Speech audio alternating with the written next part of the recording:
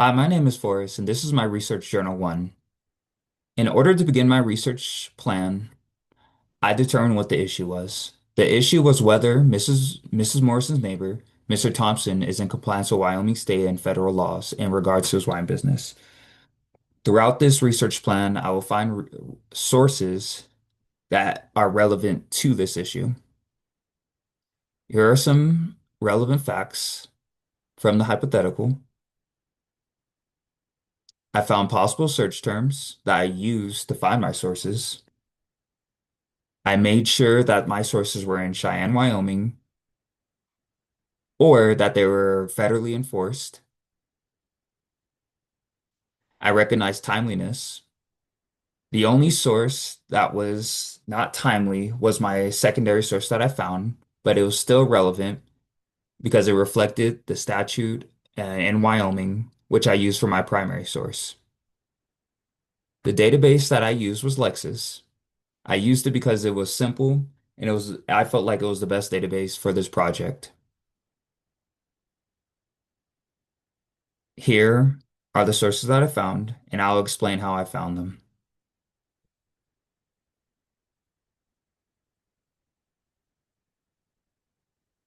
This is the first source that I found. I found this by going to Alexa's home. I went to the state of Wyoming.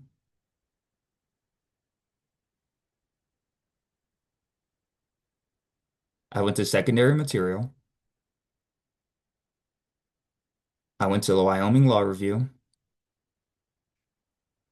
And the key term that I typed in was regulating liquor.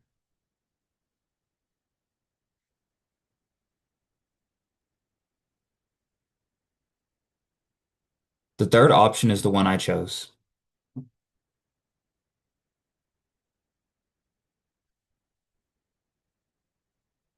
This is volume 12 in the Wyoming Law Review. Page 436 and 442 is where I found the legal rule. I looked through the notes. I looked through the history and the amended sections to see if there's any issues with this source. The only potential issue that I found was the timeliness. It is from 2012, but as mentioned before, the statute that it refers to, the route, is still relevant today and is still timely in 2025. I used the source as my primary source. I used the statute that was mentioned in this law review as a primary source. The secondary source explains that there is a liquor commission in Wyoming that controls laws regulating alcohol. It explains that the Liquor Commission gives the power to local governments so they can issue liquor licenses in order for people to sell alcoholic beverages.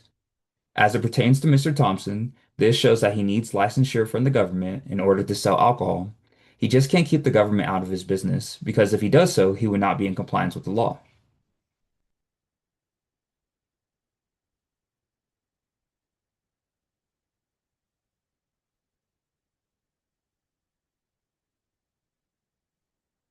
This is the Nest statute that I found. This is from my primary sources.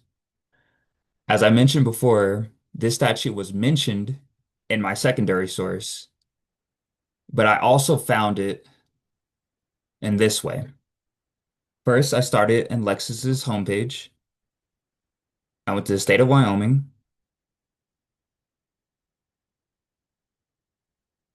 I went to Wyoming statutes annotated, and I went to alcoholic beverages. I started in chapter 4, article 1,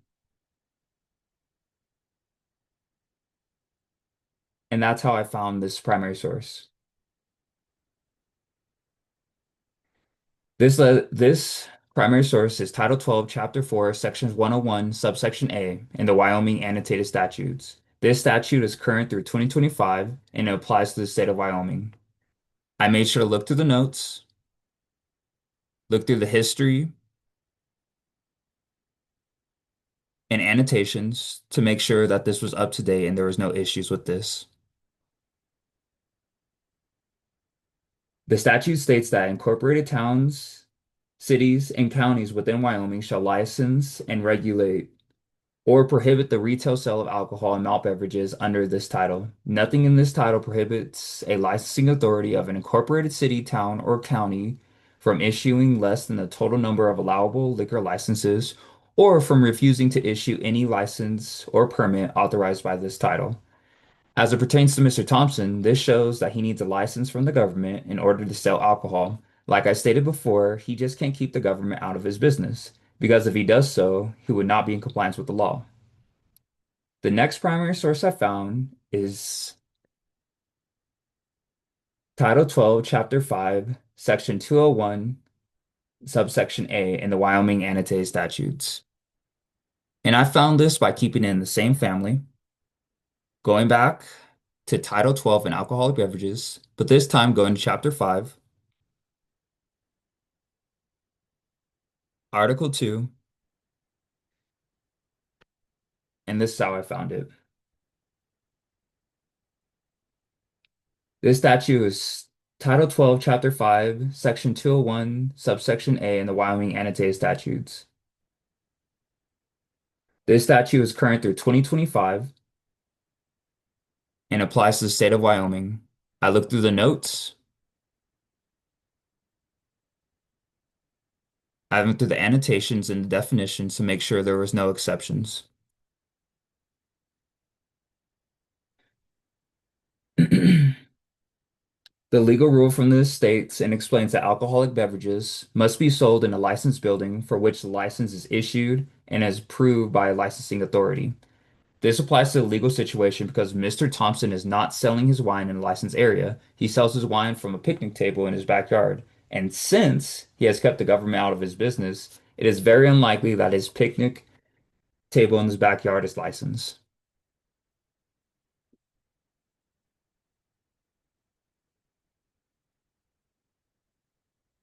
I'm going to show you how I found another primary source.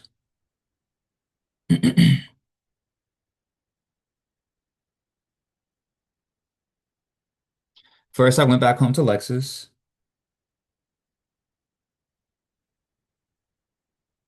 went to the state of Wyoming.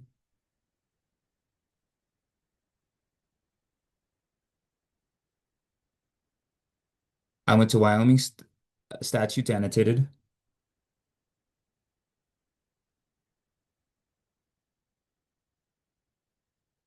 and I typed in the keyword noise.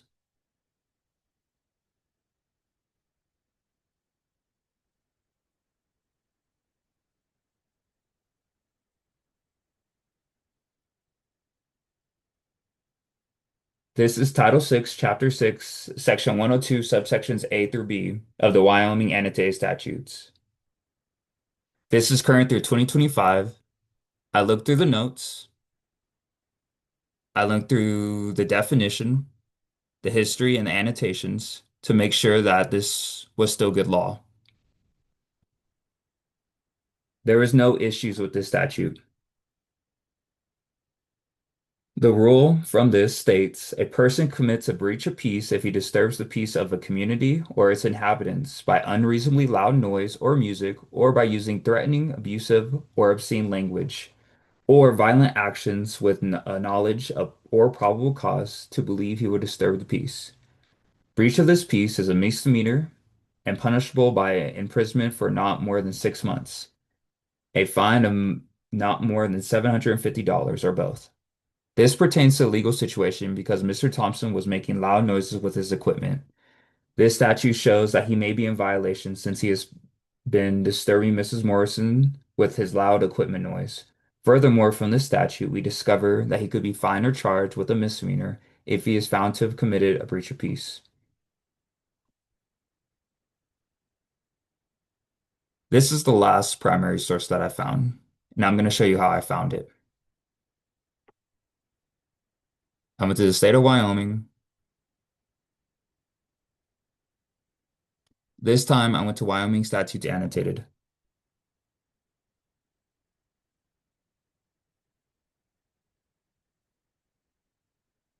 I want to look for motor vehicle.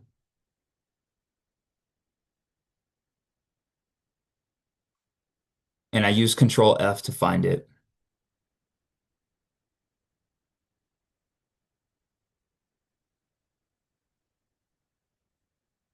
I wanted to look for any issue with parking.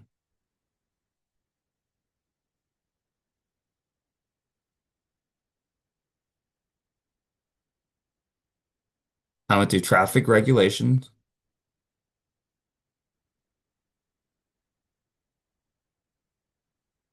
I used Control F again for prohibitions.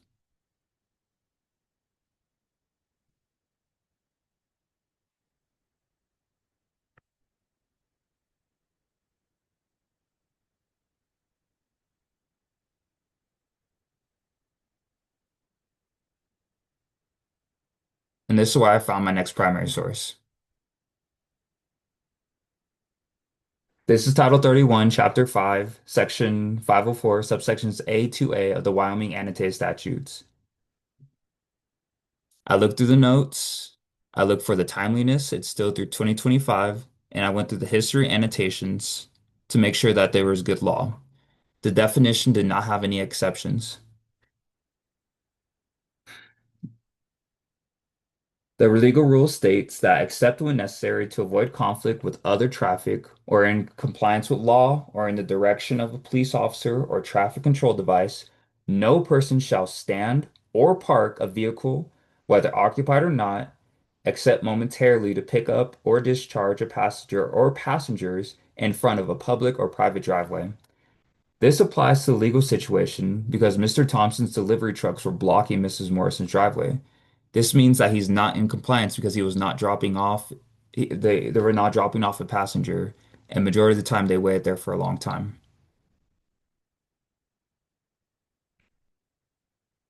Next, I'm going to show you how I found my federal sources. I went to the homepage of Lexus.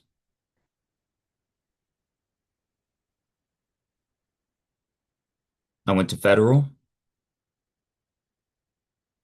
I went to United States Code Service.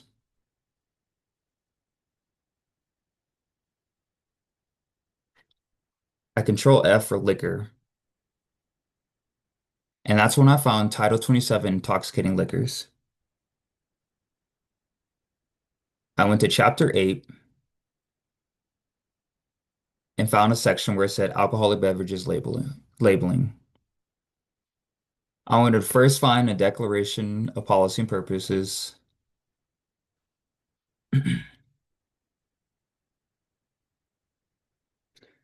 This statute is current through August 19th, 2025, and it's called Title 27, Section 213 of the U.S. Code. I looked through the notes, looked through the history and annotations to make sure there was good law, and looked for the definitions to see if there was any exceptions, and it was still up to date and good.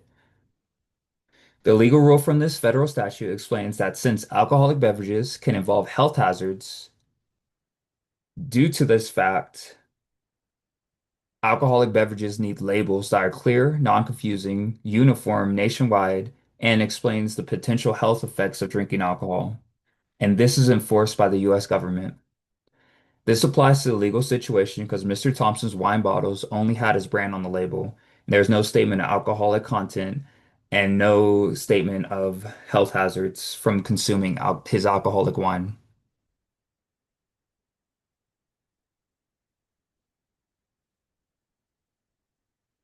The next statute I found was in the same family. I went back to Title 27, went back to Chapter 8, went back to alcoholic beverages and labeling, and I went to labeling requirements.